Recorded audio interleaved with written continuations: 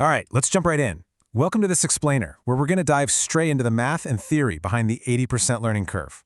If you're gearing up to confidently tackle your CPA or CMA exams, or honestly, if you just want to understand how businesses forecast production efficiency, well, you're in exactly the right place. I know costing fundamentals can sometimes feel like a giant puzzle, but today we're going to break down this highly testable concept so it literally becomes second nature to you. Here's our roadmap for today.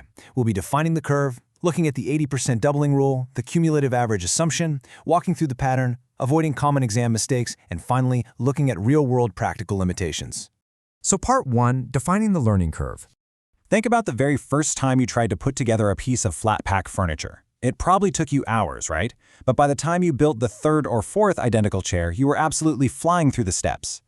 Well, learning curve analysis basically formalizes that exact everyday experience, the idea that task time decreases as experience increases.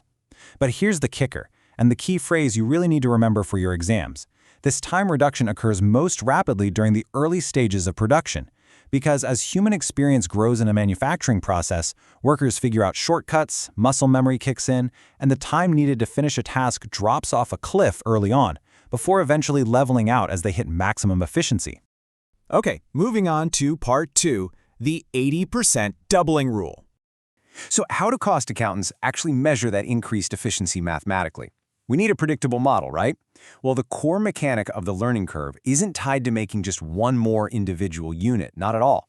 It's exclusively tied to the moment your cumulative production doubles. That doubling is the trigger. Say you've made 1 unit. The trigger hits when you make your second. But after 2, the next trigger isn't unit 3. No, it's unit 4, then unit 8, then 16, and so on.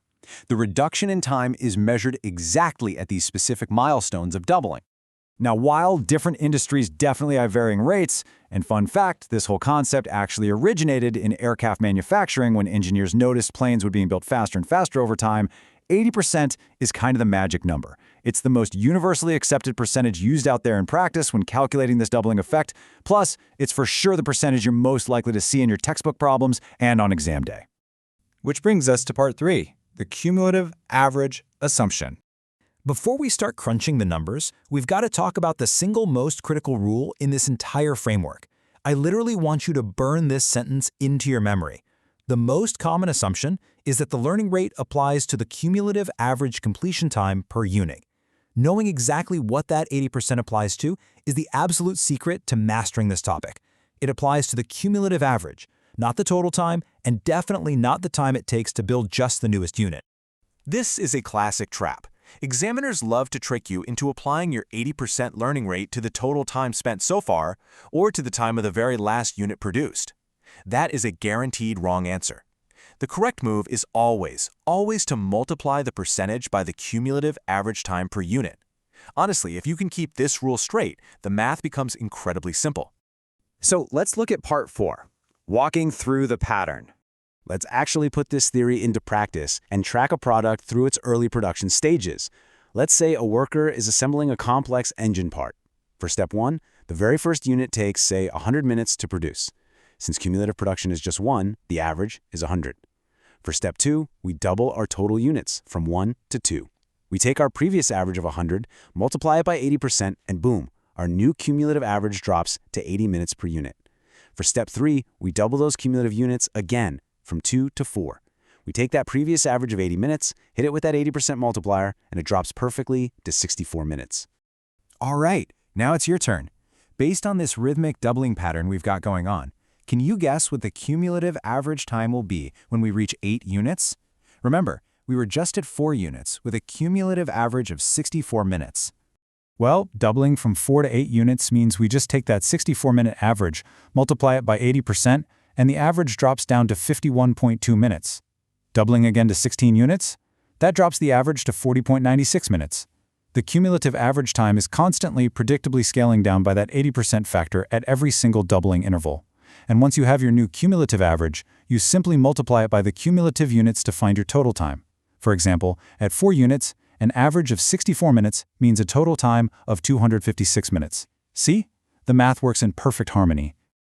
This leads us nicely into part 5, avoiding common exam mistakes. Now that you see just how highly predictable the math is, let's bulletproof your test-taking strategy. Because while the concepts are clean, we all know the pressure of an exam can easily make you second-guess yourself. To avoid the mistake of applying the percentage incorrectly, just rely on this simple memory aid whenever you see a learning curve question. When total units double, multiply the previous average by 80%. Literally, write this down on your scratch paper the second you sit down for your exam. It's going to force you to remember two crucial things at once. You only calculate when the units double, and you only ever apply the percentage to the previous average. And finally, Part 6, Real-World Practical Limitations. Okay, we've conquered the textbook math, but let's be honest, the real world is messy. There are some highly practical limitations to learning curve analysis. The biggest one? Managers rarely know their exact learning curve percentage in real time. I mean, the exact shape of the curve is incredibly difficult to nail down when you're only on, say, unit 3 or 4. The true percentage might not actually be known until well after the data would have been useful for things like setting initial prices or hiring labor. But because the existence of the learning curve is so widely accepted, management often just assumes an 80% learning curve as a reliable placeholder. They use it to make those crucial budget and pricing decisions today rather than waiting around for perfect data tomorrow. So here's the big question to leave you with. If actual efficiency is somewhat unknowable at the start of a new product line, how much financial risk are managers actually taking by blindly trusting the 80% rule? Think about it. If the real learning rate is actually 90%, meaning workers aren't getting faster quite as quickly as projected, a company could drastically underestimate their labor costs. And underestimating efficiency could literally mean leaving millions on the table.